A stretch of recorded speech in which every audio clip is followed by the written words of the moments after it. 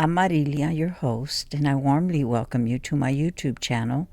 This is where I use astrology and tarot to explore crime. If you're new here, welcome. And if you're a returning subscriber, welcome back. I appreciate you. This clip is the part where I go beyond the astrology, which I've already charted and filmed in a different video. What I'm about to share here is where the deep dive into my research of the Gilgo Beach case has taken me. Before I continue, I want to get a little housekeeping stuff out of the way. Do you know about the YouTube algorithms? Liking, sharing, commenting, and subscribing are ways you can support this channel without it costing you anything but a few simple clicks. This helps the algorithms notice the channel and brings a larger audience to it. Thank you for supporting the channel. If after you listen to this, your interest is piqued and you want to know more, at the end of this video, I'll list resources that you can Google and check out.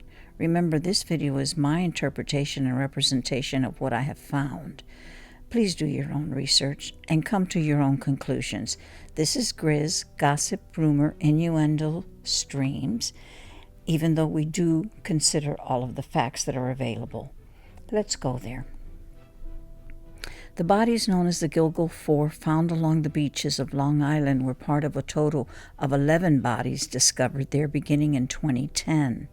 The discoveries of these bodies were a result of a 911 call placed by Shannon Gilbert, a woman who was attending a private party at the prestigious Oak Beach neighborhood.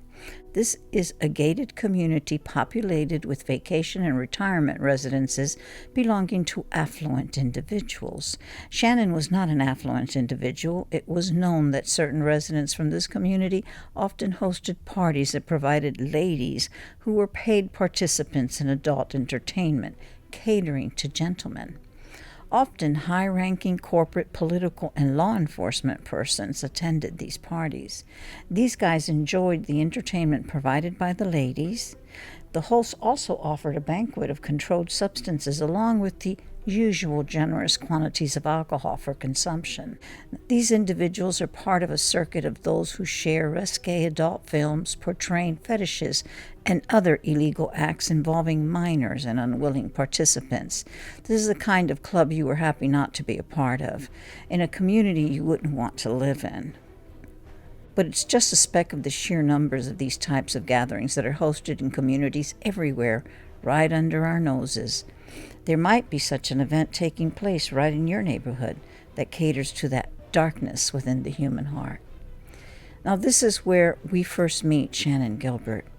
She was a young woman who was paid to attend a party at a home in this community.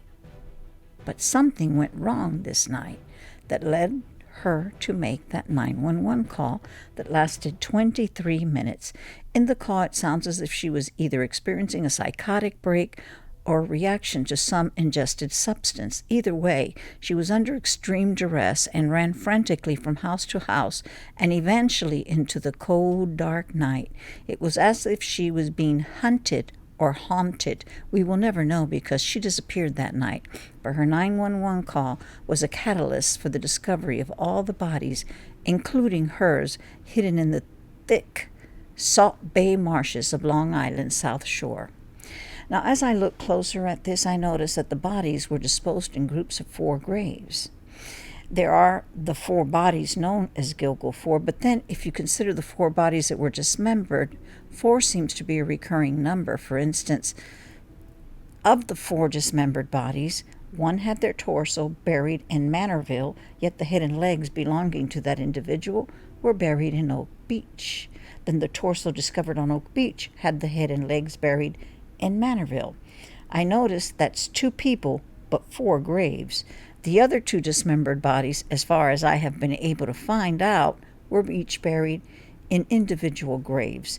An interesting note is that I'm not sure if all of the dismembered bodies or one set of the dismembered bodies had their legs tied up into their chests so that the body was like a ball. Now, it is said that this is a technique often used by hunters to tie up their prey. At this point, the tally is a total of 4 dismembered bodies in at least 6 graves, plus the Gilgal Four. The Gilgal Four were all said to be Caucasian women with blonde hair and light eyes, and all were in the same line of work. 2 had been convinced to leave their purse, identification, and cell phones back home. Only one was 5 feet 5 inches tall. The other 3 were not quite 5 feet tall. 3 were said to have been strangled, and 1 lost her life through asphyxiation, and that distinction was made in the 32-page bond hearing document. Also, it is said, now this is from the Grizz, it is said that a pair of underwear were stuffed down one of the girls' throats.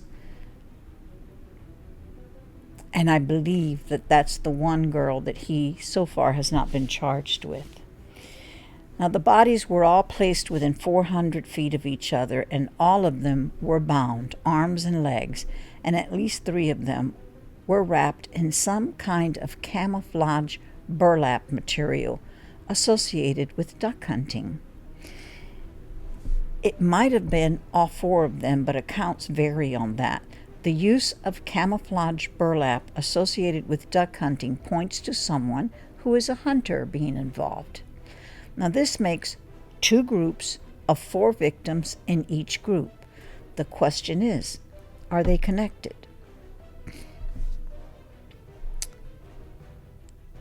In addition to that, there is also a toddler buried in Manorville who is connected to one of the dismembered bodies that was located 7 miles away, known as Peaches, because of a tattoo that they found on her body. And then there was also a young Asian male who was said to have been dressed in women's clothing, so it is alluded he was possibly a transgender woman. Now, this victim was said to have been bludgeoned, but was not dismembered. Our body count is now up to 10. Remember Shannon Gilbert? She was the young lady who placed the 911 call that led to the discovery of all these bodies. It would take 19 months before her body was discovered in the same Saw Bay marshy thickets of Long Island. The discovery of her body brings the total body count to 11, and these were all discovered between 2010 and 2011. Then, the crime spree came to a halt. The question is, why? Did the discovery of all the bodies spook the perpetrator or perpetrators? Spook them for 13 years? I absolutely acknowledge that my noticing a pattern of 4 in this could be nothing more than my own apophenia, which describes a human propensity to unreasonably seek definite patterns and random information. Or it could mean something. Either way, it's a curiosity for me, especially if we move over and focus on Atlantic City, where we find another group of 4 bodies, clothed, all women in the same line of work, all Caucasian, but these were barefoot, all 4 of them. Their faces were submerged in the water, and their bodies pointed east, with the same cause of death for all 4. Random coincidence or connected? That is the question. The investigators that followed these crimes then linked them to a case in Daytona Beach, Florida, where another unsolved case of 4 bodies were discovered, but any connection was quickly ruled out. Further investigation showed evidence of these being unrelated. The Daytona crimes turned out to be 2 separate incidences, one involving 3 women and a motorcycle gang, and then there was an additional female victim that was not related to the biker gang. Now here is where everything mushrooms.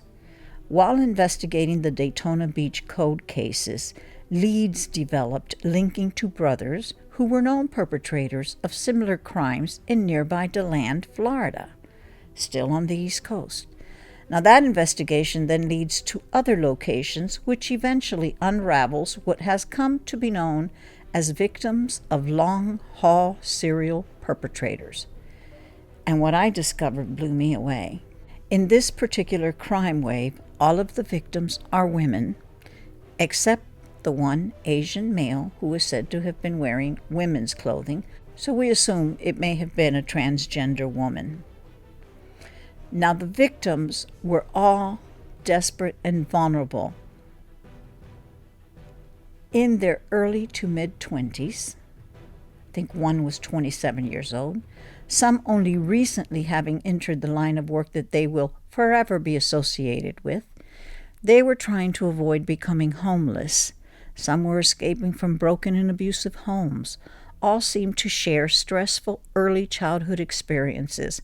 All were daughters, some were mothers or sisters of somebody. Besides their challenging early childhoods, they all carried psychological traumas which influenced their personal choices later in life.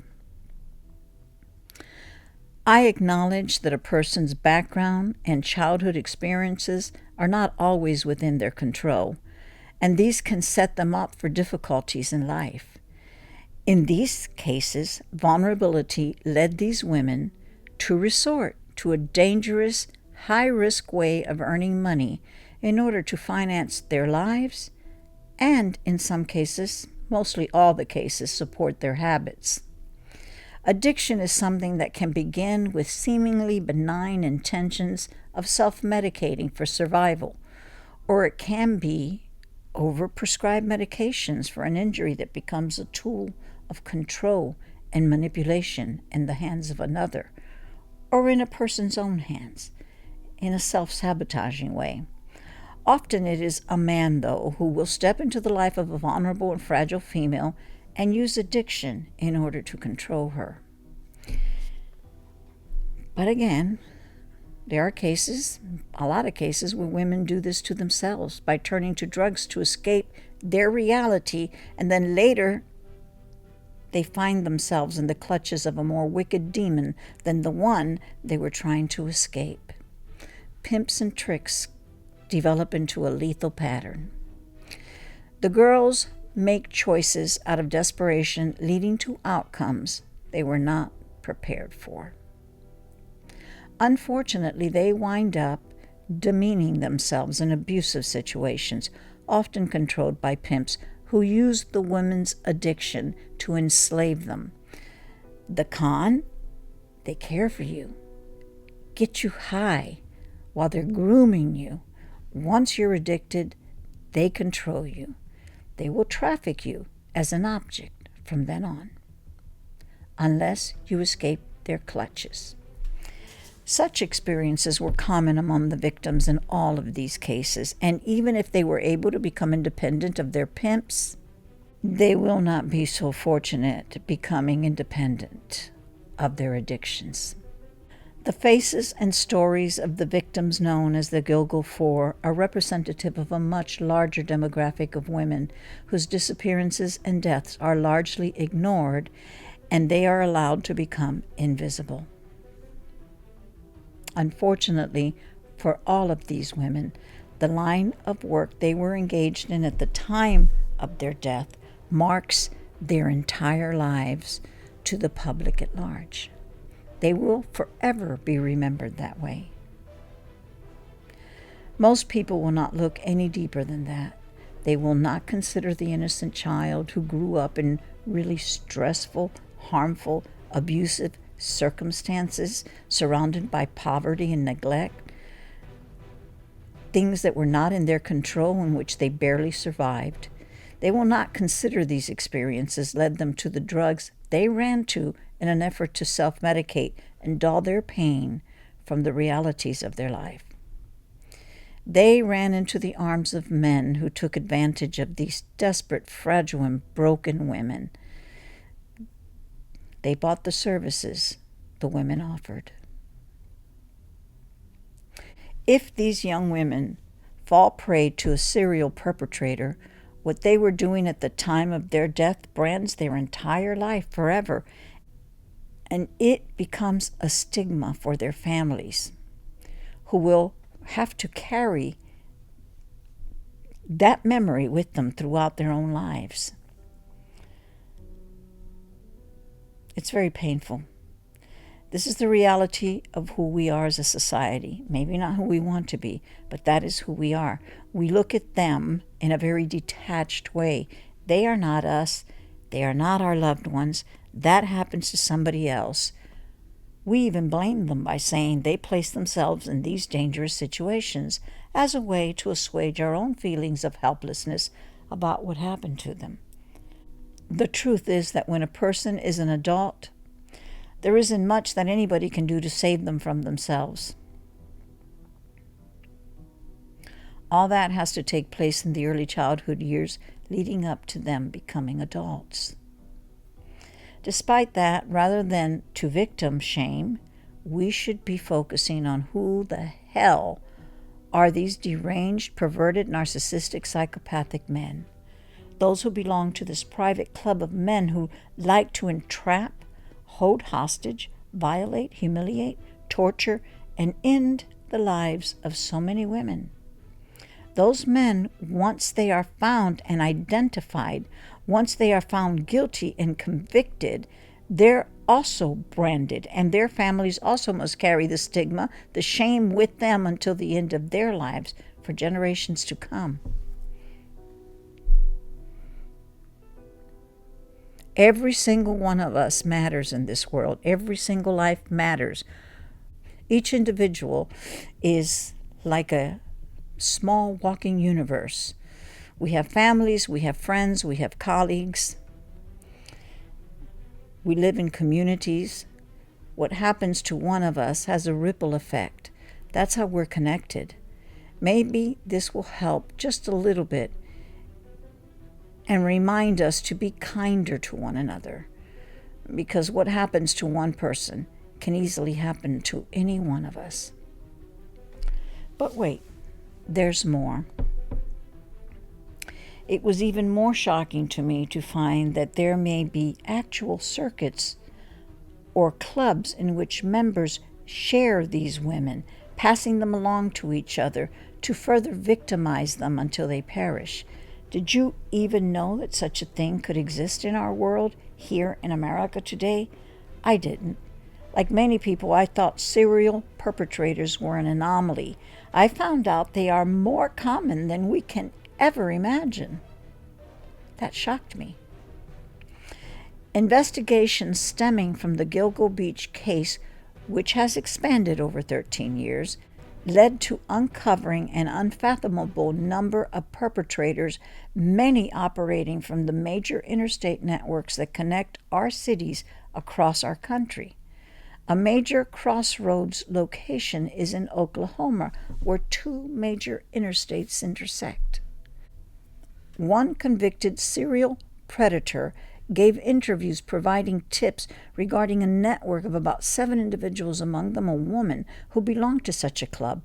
Members would exchange packages, aka trafficked people, from the back of their rigs at rest stops or truck stops along their routes.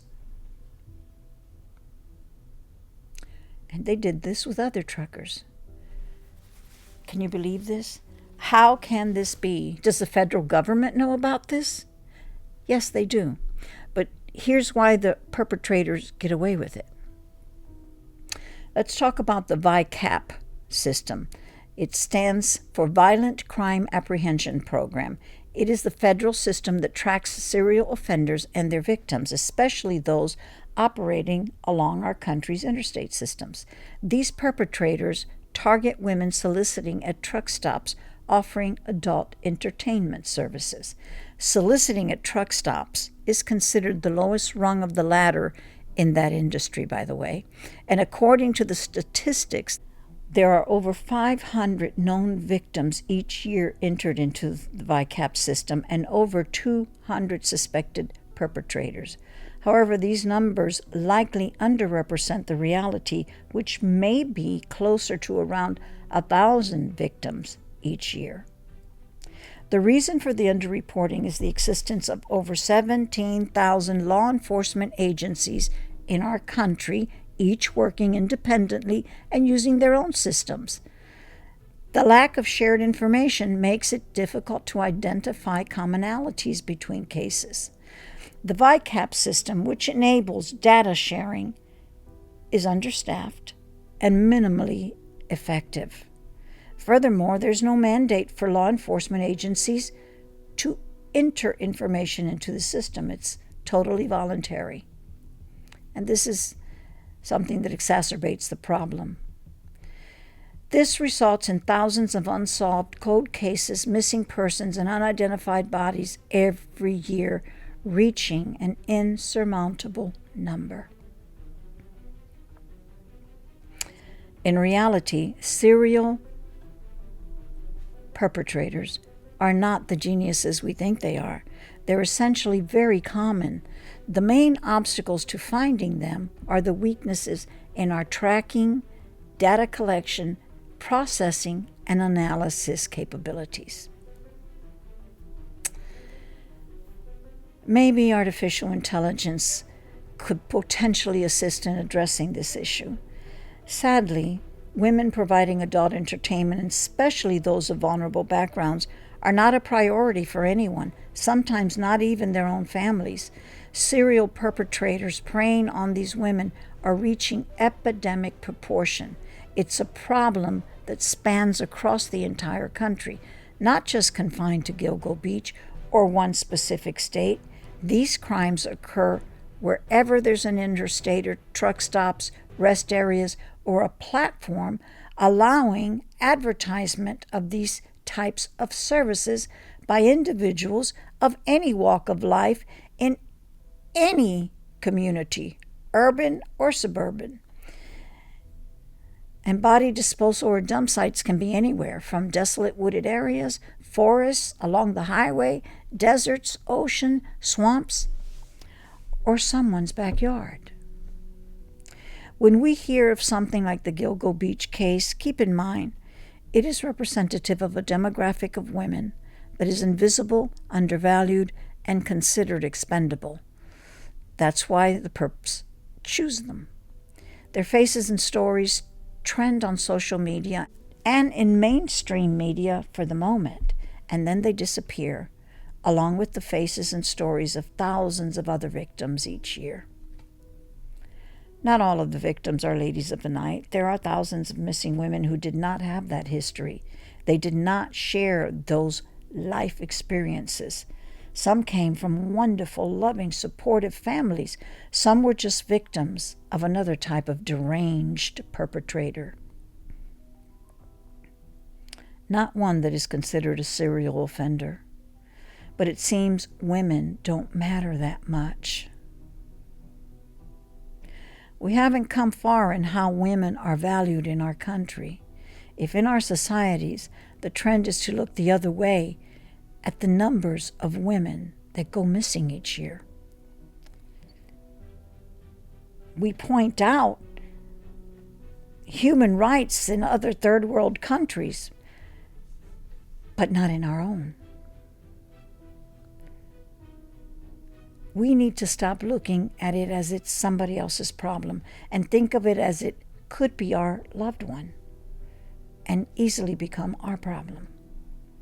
And to be fair, a lot of men go missing too, but I don't have those numbers because the focus of this video is on the missing women whose bodies have been found in remote burial sites. If you want to know more about this or other similar cases, I would suggest you check out these resources. If you haven't seen the Killing Season series, I believe it's on Prime or Netflix, even on YouTube, you should check it out. If you're into podcasts, I would say try the LISK, L-I-S-K podcast, or Unraveled podcast. Those are excellent. And they have been following the Gilgo Beach cases since the body started surfacing in 2010. Personally, I also watched a lot of interviews with ex-FBI profilers like John Kelly and Jim Clemente. You could easily Google any of those, and either their websites or YouTube channels will come up for you. There's also books. There's one in particular that is pretty interesting. It's called The Missing, and it's by Kenna Gwinnett. And she writes about the fact that these women are missing from everywhere. They're missing, and they're missing from anybody looking from them. Then there is some hope. There's a man named Thomas Hargrove. He's a journalist who is working to try to help with this VICAP system. So he has started his own database to track all of this information, and he even sues states who refuse to share or make their data on serial cases public. His project is called the Murder Accountability Project. It is a database more thorough than any government agencies, so there's hope. He's working on trying to fix this problem. Now, but he has found that back in the 1960s, law enforcement was able to solve 90% of these types of crimes. But today, despite all of the technological advances in DNA and other technologies, we are only solving less than 2/3, which is totally counterintuitive. 5,000 murders a year go unsolved in America. The Hargrove system uses algorithms to detect patterns linking crimes in different areas of the country. They have been able to share this information with the communities in which these activities are indicated, and some of those communities have been able to actually arrest and convict perpetrators. So there is hope. And maybe with AI, this will help expedite the process to catch and convict the perpetrators. The Murder Accountability Program, however, can only point to an area of activity, but ultimately it is up to local law enforcement to be willing to do the groundwork, investigate the crime, arrest, and convict. VICAP, the Violent Criminal Apprehension Program, was made public in 2009, and what it revealed is staggering. It showed that serial perpetrators are not unique. They are not a once-in-a-while occurrence. They are pretty much active throughout our entire country, and this tracking system, which is underrepresenting, tracked over 275 of them actively working along our interstates right now. If I had a message to go with this video, I would say, listen, girls, if you're going to get involved in such high-risk activities, ultimately you're going to have to decide if your life is worth it, because you are risking your life. I'm not naive, and I know times are hard. I know this new generation has huge challenges. And no, not like all the other generations that came before them, because the other generations, they didn't have things like artificial intelligence taking jobs away, or tracking devices that tracks every single little mistake that they make, and then that mistake follows them through life, branding them for life with it. I have no idea how they will make it, this young generation. Housing is not affordable. Food costs are exorbitant. Owning a car is expensive. Have you priced insurance lately for an 18-year-old driver? And let's talk fuel costs. And if you're an 18 to 21-year-old and on top of that you have a child, what does that look like? I don't know what kind of education they're receiving to prepare them for these current 2023 challenges. From an education system that was structured in the early 1900s to address the Industrial Revolution, whose focus was on producing obedient workers. I get the challenges. Life is tough, expensive, and wages do not measure up. So personally, each individual must decide for themselves if taking high risks is going to be worth their life, because that might be what they ultimately pay with. Most importantly, if you're going to do whatever you got to do, I'm not judging you. It's your business, but be alert. Arm yourself.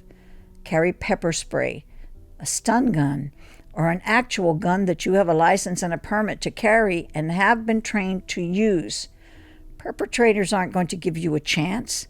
Your biggest protection is to not place yourself in a vulnerable position. Do not be polite. Wherever you go, give yourself about 5 seconds to figure out how you would exit. Have an exit strategy and trust your gut. Run like hell. Oh, and for God's sakes, do not accept help from a long-haul truck driver you don't know. And by know them, I mean like they're your father or brother. That level of knowing. And even then, you can't be sure. Recently, I have seen truck drivers with a big sticker on the rear of their rigs that says, "Truckers Against Human Trafficking." I wouldn't trust anything like that, though, because it might be, put there intentionally to make someone feel comfortable and gain their trust.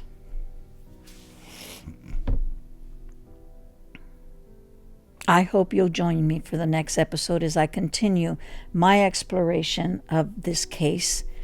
You guys be safe out there. This is your host, Marilia, signing off.